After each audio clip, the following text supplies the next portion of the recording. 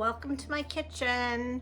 And it's a hot day here in Ontario. Record breaking heat warnings. So and yes, I'm in the kitchen and I'm gonna bake. Thank goodness for air conditioning.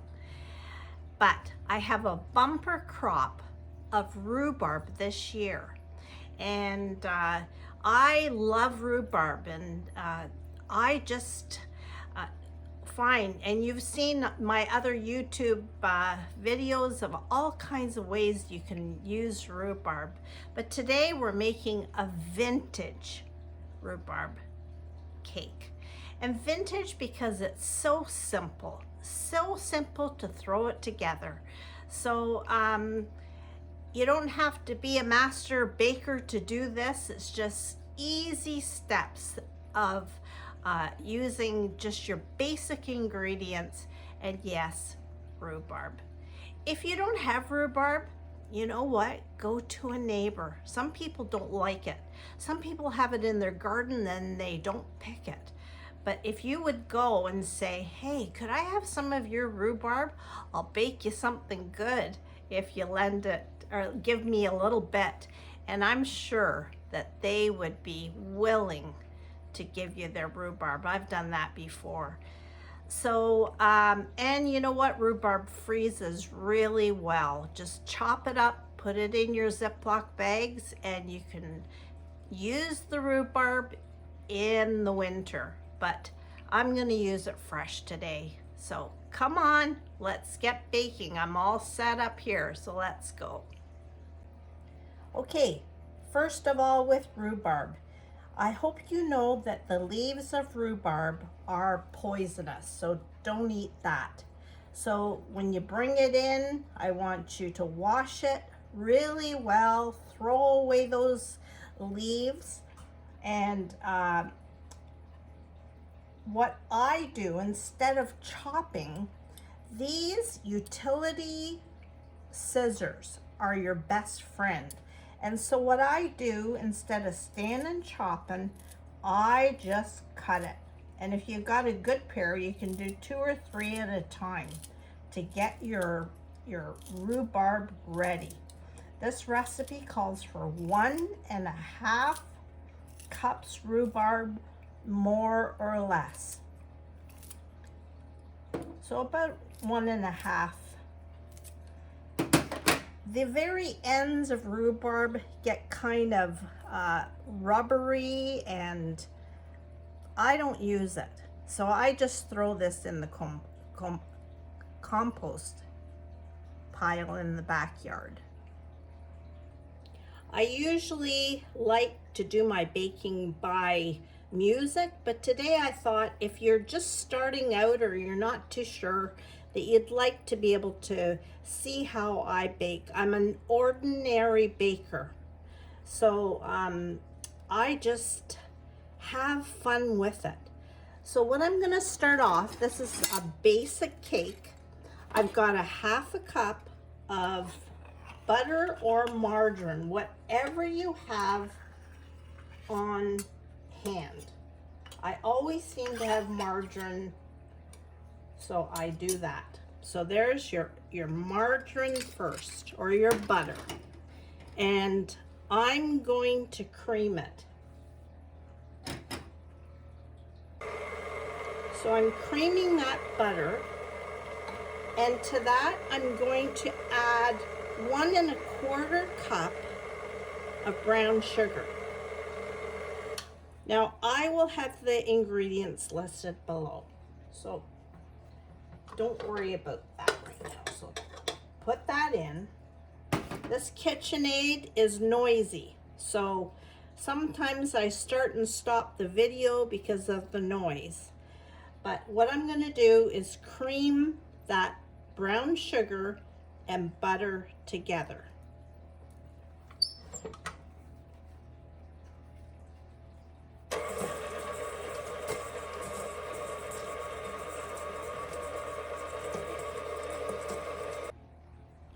So to that, I'm going to add 1 egg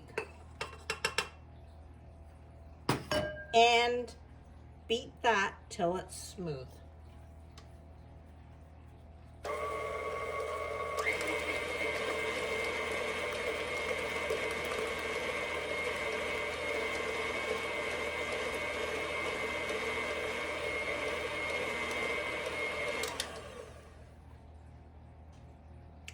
Now, in a bowl, I've got 2 cups of all-purpose flour. And to that, I'm going to add a teaspoon of baking soda and a pinch of salt.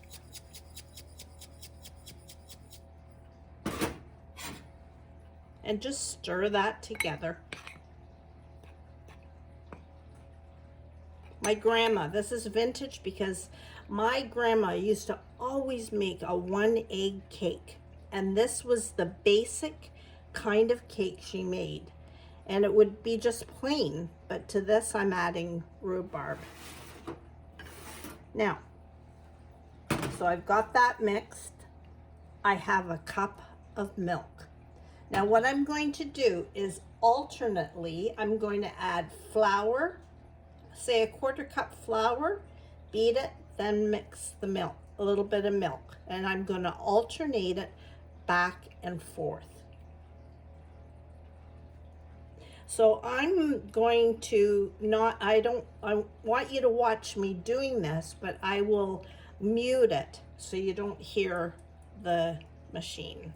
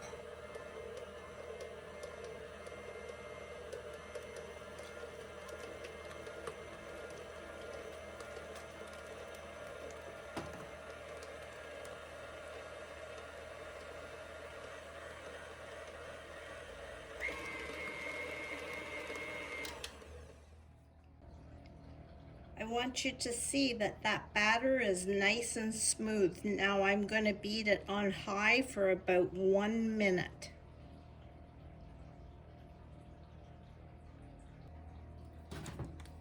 Okay, there's my smooth batter.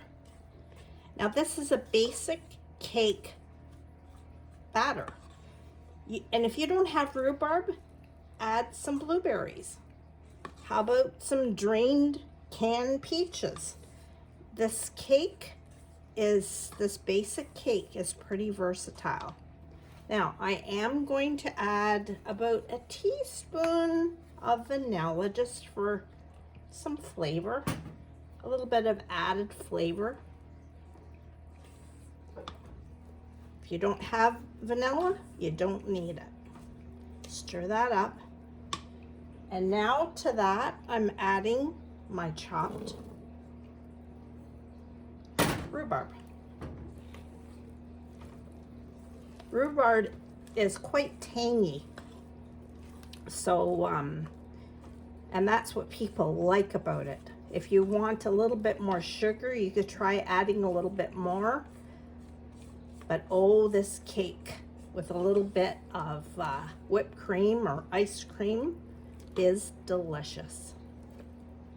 And it takes away, it just helps with that tangy rhubarb. Now, I'm using a 13 by 9 pan, and you can grease it and flour it if you want, or I use parchment paper so it's easy to take out. I'm giving this cake away, so I want to be able to bring it out easily. It just, for me, the cleanup is a little bit better.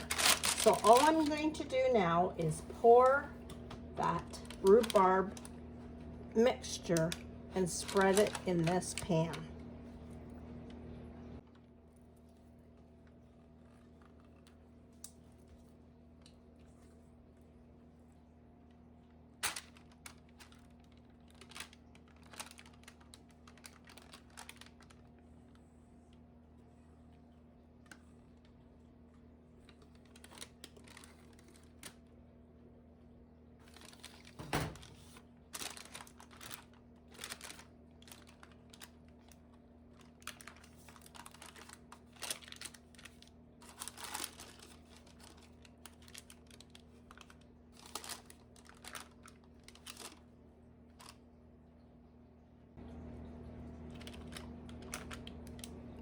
So just spread it as best you can right to the corners. There. All right, I have my oven preheated to 350. Now I have a third of a cup of granulated white sugar, and to that I'm going to add about a teaspoon, maybe a little bit more because I love cinnamon. And I'm just going to mix that really good.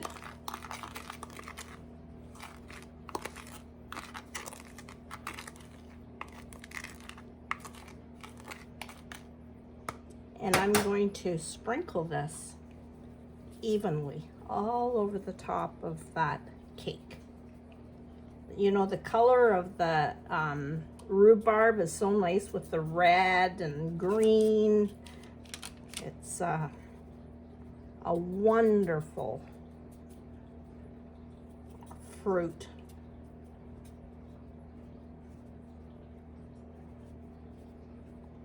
Now I'm going to put this in the oven, and I'm going to bake it for about 30 minutes. I have a wooden skewer, and I will, in 30 minutes, I will put it in the center, and if it comes out clean, my cake is done. Okay, there is my cake. It did take about 40 minutes to bake. And when I say 30 minutes, your oven is different than mine. So you always have to set it and keep testing it and adding more time if that toothpick still comes out wet. So let's cut this cake.